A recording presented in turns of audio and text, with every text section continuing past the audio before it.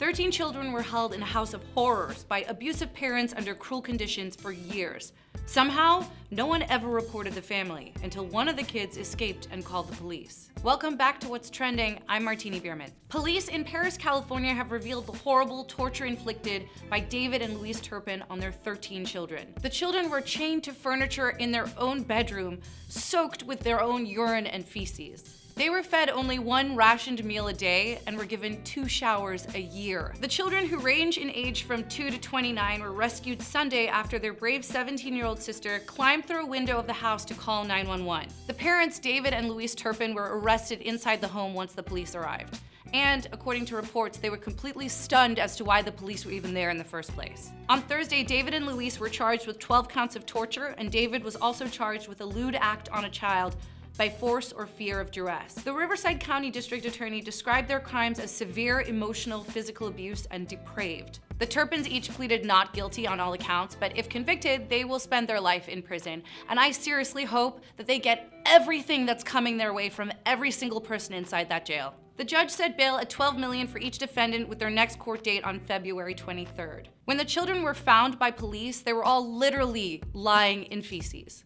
And the adult children were so small that authorities said they actually looked like they were still kids. Several of the Turpin children have developed cognitive impairments due to the abuse, and almost all of them suffer from severe malnutrition. The children remain in hospital, and authorities fear that they could go into shock at any time. Is there any way to even repair even a tiny fraction of this? Like, what kind of life are these kids looking to for the future? Heartbroken isn't even the way to describe the way that I feel about this story. Police say it's difficult to record credible statements from them because their mental states are so fragile. The big question is, how did something like this even happen in the first place? Why did no one ever think to call Child Protective Services? Partly it's because the kids were homeschooled, who are described as having a mental capacity much younger than their actual age. Well, of course, they're gonna be stunted mentally and emotionally. They're underfed, they're not washed, they're not socialized, and they're treated like worse than, somebody said to me earlier, they're treated like animals, and I was like, if anybody even considered treating an animal like that, I don't even know, I would lose my fucking shit. So these are children that we're talking about. Where were the neighbors in all of this? Did they never actually think that anything was up at all? Nothing out of the ordinary? Well, they did, they just didn't say anything about it. I'm a psych major, which does not make me an expert in psychology, but one of the things that we did learn that I think was really interesting was the idea that a lot of the time when things happen that are bad, if there's a group of people standing around, people don't do anything because they're waiting for somebody else to do something. How many years was this of nobody doing anything and waiting for somebody else to step up and do something? Shame on every single person that has ever come into contact with this family. One neighbor, Mike, said he often saw David and Louise marching the children in circles on the second floor of the home between midnight and 3 a.m. So they were like, oh, well, that's weird. Huh. Okay, what's for dinner? The neighbor went on to say his wife referred to David and Louise as clones because they spoke robotically in monotone and at the same time when they would occasionally see them at the grocery store. Other neighbors described their home as a religious compound. The children didn't even receive help from their extended families, who have all pleaded innocence and just not knowing in different interviews. Louise's aunt, Brenda Taylor, told CNN, with the pictures they put on Facebook, you thought they were one big happy family. Firstly, don't always trust what you see in pictures because people tend to smile in pictures, and there's also Photoshop now, so if they wanted to do something to a picture or maybe just do from the head up, they could do that.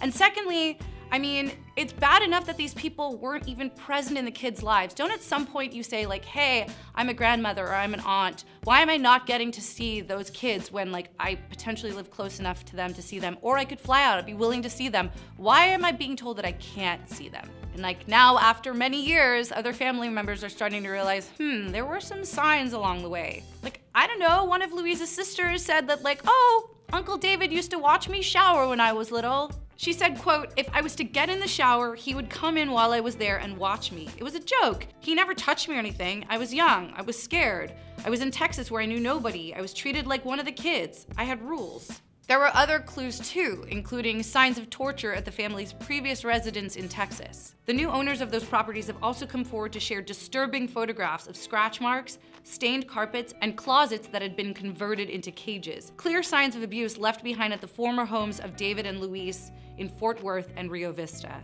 Both Louise and David were extremely religious, and Louise married David when she was 16 and he was 18. According to the grandparents on David's side, the family were model Christians. Grandma Betty said they were just like any ordinary family, and they had such good relationships. I'm not just saying this stuff.